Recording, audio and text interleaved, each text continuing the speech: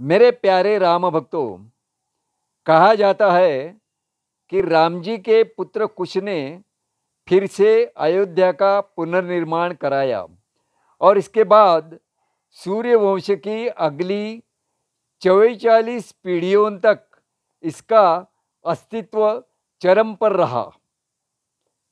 ऐसे मर्यादा पुरुषोत्तम श्री राम मर्यादाचे स्वेच्छेने पालन करीत आदर्श प्रस्थापित करणारा उत्तम पुरुष, त्याचं नाव श्रीराम.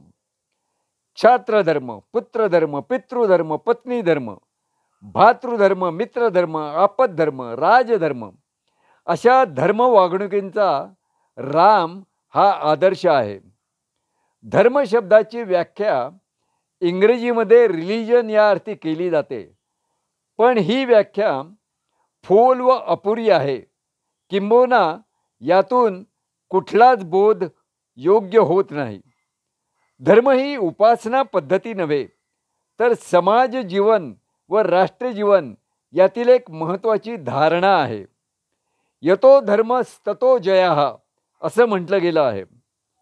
भारतीय घटनापीठ याबद्दल काय म्हणतं तेही ऐकूया.